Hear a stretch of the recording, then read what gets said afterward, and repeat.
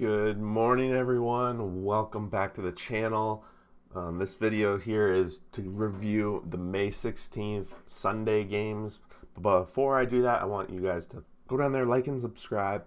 But also, I just want to let you guys know the power rankings are out. They came out late last night, so go back, make sure you check that out. I'll have it set up so it pops up at the end of this video if you guys want to go about it that way. Otherwise, we got 15 games from yesterday's Sunday. We're about a quarter of the way through the season. I can't believe it's already at that point, and we're flying through it. But yeah, that pretty much is it. But let's jump into these games.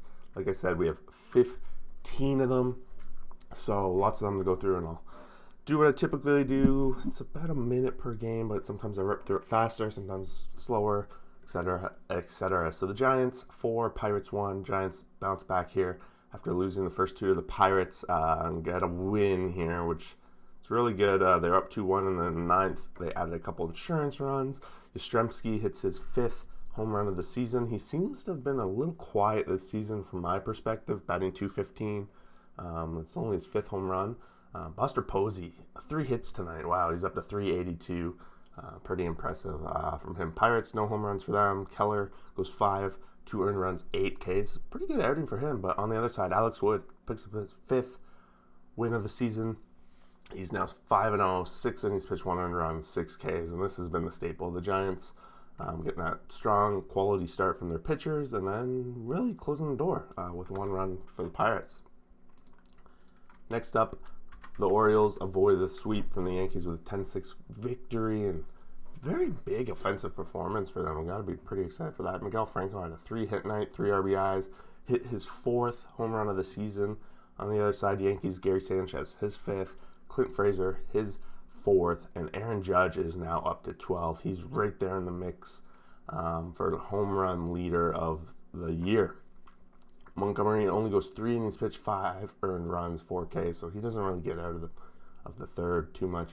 On the other side, the Orioles went with Plutko as a leadoff, so I guess the Orioles now everyone's going the strategy with a leadoff man. Zimmerman then comes in, 5.2 innings pitched, 1 earned run, 6 Ks for his 2nd win of the season. So ever since that first game where he won, it's been a little while, but they pull it off, and the Orioles take 1 from the Yankees. Blue Jays 10, Phillies 8, and this was a crazy game, really. The Blue Jays were out 8-0 after 3. The Phillies, they didn't go away. They never really made it super close. Like, they brought it within 2 runs in the 9th. They were down by 4, still going in the 9th. But they did score a lot of runs. And Robbie Ray picks up his 2nd win of the season. All of his earned runs here, he gave up 3 home runs in that 6th inning.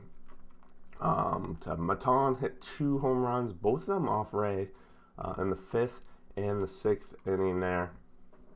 Then McCutchen hit 1 off Ray as well, his 6th of the season. But Ray had a 5.2 innings, 4 earned runs, 9 Ks. So other than what Ray's typical home run problem, he didn't have a walk problem. That's really what I care more about. Chase Anderson, 1.1, 7 earned runs. He got smacked around, and the Blue Jays offense came to play today. Semien, his 9th home run. Bichette, his 9th home run. And Vladdy Guerrero, his 11th home run. So the Jays have 3 guys who hit a home run today that are all above 9 home runs. It's pretty, I think that might be leading the league with the most players above 9.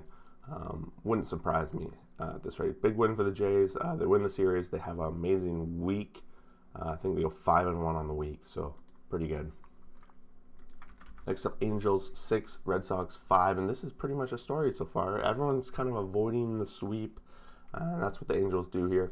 Although they were very close to it. It came down to the 9th inning. They were down by 1, and they got Trout to get his first hit of the game, a bloop little single in there, and then Ohtani hits that home run for a 2-run home run for Barnes' blown save in this situation. So Ohtani is now up to 12 home runs himself. So we have quite a few guys now at 12. I think we're looking for that first number 13 now. Plawecki hits his 1st of the season, and Devers hits his 11th of the season as a 3-run shot. Quintana goes 4.1, 307 Ks, and Evaldi 5 innings pitched, 4 earned runs, 6 Ks. So both mediocre at best. Comes down to the bullpens. And yeah, this is the first time in a little while that Barnes gets his first blown save of the season. So now he's 1-1 on the season. Next up, Cubs 5, Tigers 1, and it's that same story. The Cubs avoiding the sweep here with a win. Happ hits his 3rd home run of the season, and the Cubs they didn't let Detroit really get in this game. They got up 5-0 after 6. They're up 5-0. Detroit just tacks on 1 run in the bottom of the 9th. Didn't really mean much. Hendricks won 1 earned run, 8 Ks. That's what the Cubs have been waiting for. Kyle Hendricks with a good game. It's been a while since we've been really talking about that. Matthew Boyd on the other side, 6 innings pitched, 4 earned runs, 8 Ks. And believe it or not, that's probably one of his weaker starts of the season, but when you don't get run support, you're not going to win. So, like I say it all the time, Rays 7, Mets 1, and this one, not the same situation. The Rays got out to a lead here, about in the middle of the game. A couple home runs here. Margot hits his 4th. James hits his 5th. And then Brendan Lowe hits his 7th of the season. So we had 3 home runs from the Rays. And then on the other side, Mazika, this is a new guy for me. Mazika hits his first home run of the season. It's a pinch hit home run for him. Marcus Stroman goes 6, 5 earned runs, 1 K. Not a good start, really. And then Josh Fleming goes 5, 0 earned runs, 5 Ks. And Josh has been very good. It's 3-3 on the season. Both these guys been similar records, similar ERAs, but Fleming gets the last laugh in this situation. And the Rays really come back and show that they can't give up the hunt on this AL East at all. Astros 6, Rangers 2. Astros and Rangers were tied after 7. And all it took was that 8th inning from the Astros to really pump it full here. No home runs from the Astros, but David Dahl hits his 4th of the season for the Rangers.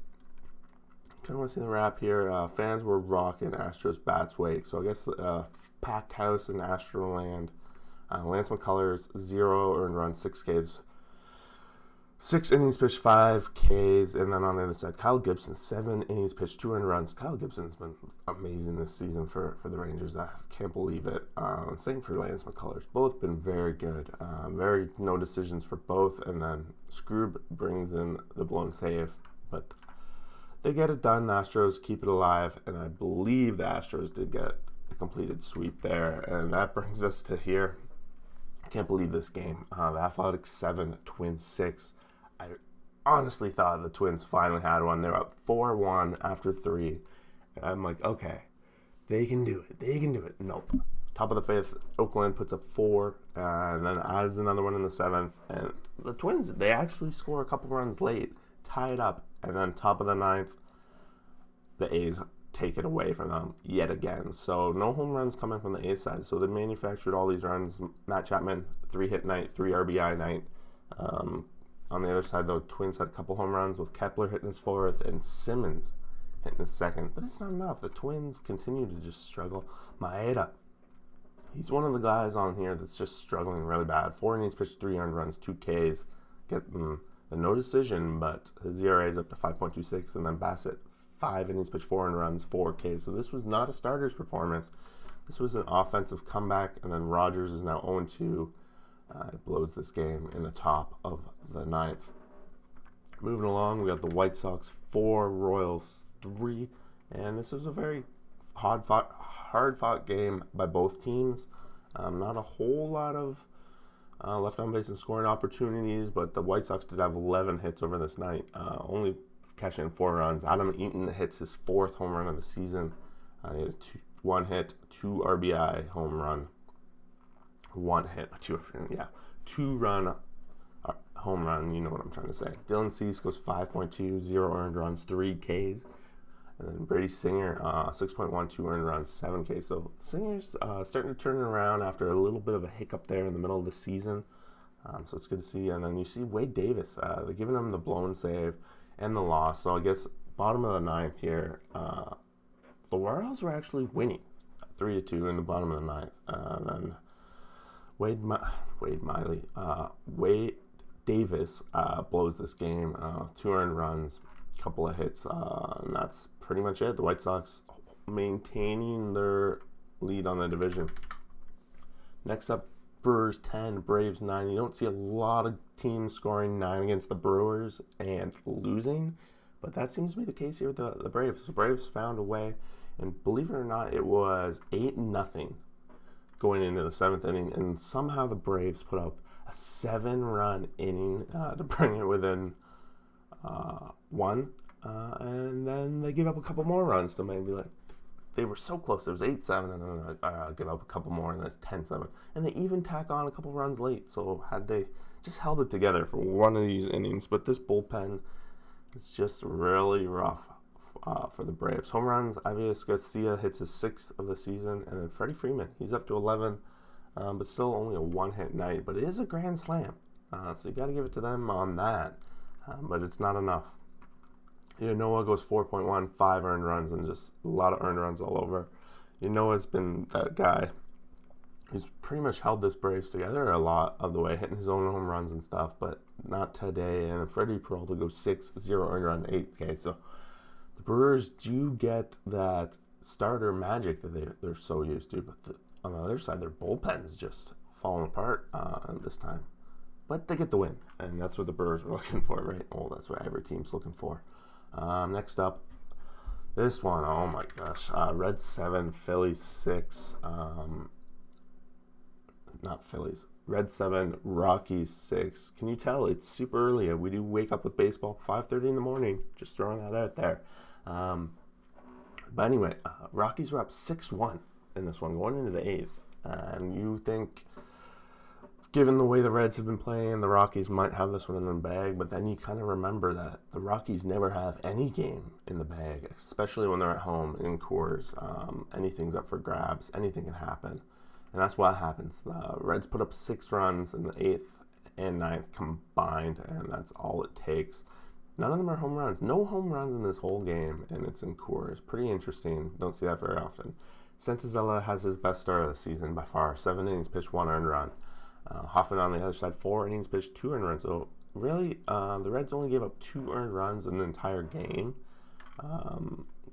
2 errors really cost them almost losing this game. We'll see. This could very well be the turning point for the Reds. They need something. They need something like this to get them going, because it's been a rough month for them. Nationals 3, Diamondbacks 0. This is Fede gets a shutout, really. It doesn't go the whole game, of course. We'll go down to him. He goes 7 innings pitched, 0 earned runs, 4 Ks, and that's pretty great. And Luke Weaver on this other side goes 4 innings pitched, 0 earned runs himself, goes 68 pitches, so I don't really know why they left him out, so they took him out so early, but they did. And Brad Hand comes in for the save. He doesn't blow this one. He's had a couple blows lately, for sure. Trey Turner continues to be potentially the MVP of this team. Everyone talks about Juan Soto, but damn, Trey Turner's good. 3-hit night for him. And all these runs come in 8th inning, where their bottom of the lineup combines with the top of the lineup to score a couple of runs here, and that's all it takes.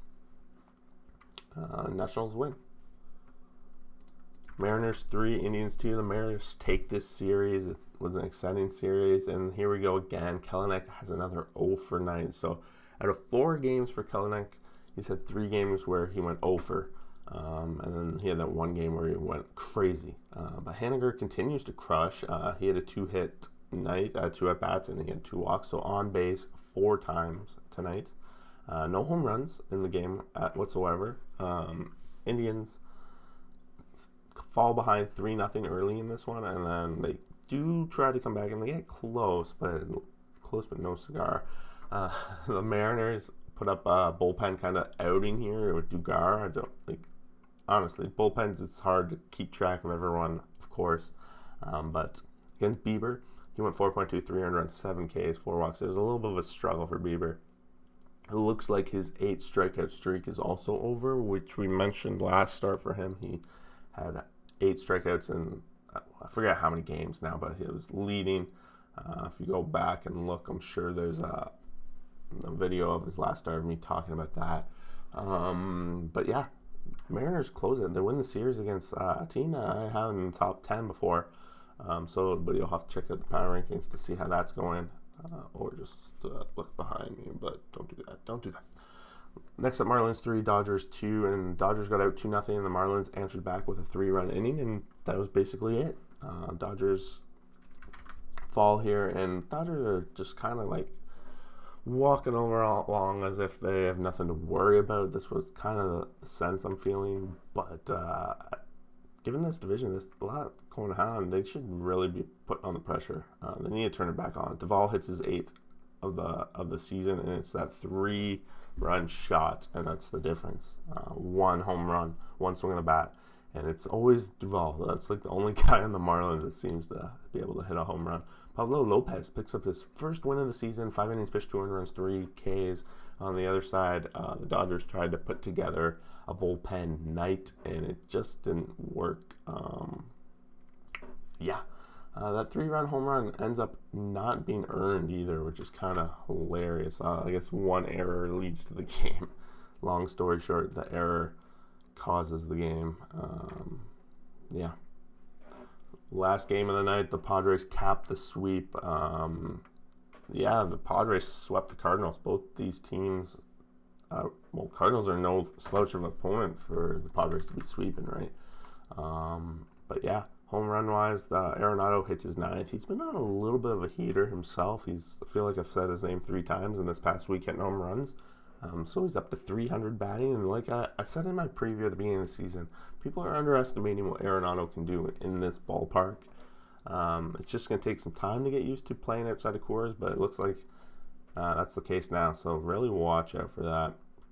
Weathers goes 4, 2 earned runs, 0 Ks, gives up 1 home run, and Kim 3.1, 1 earned run himself. So only a couple earned runs by the Cardinals on this given night. But that's it. Melancon comes in, gets his 14th league-leading save of the season, and then the Padres take it home. And that's the 15 games from Sunday. Lots of games, lots of runs. A lot of games that were 1-run games, but still a lot of runs. A lot of teams canceling the sweep. Still a couple of sweeps, but check out the Power Rankings video that I made following Sunday. And we'll see you for the next video.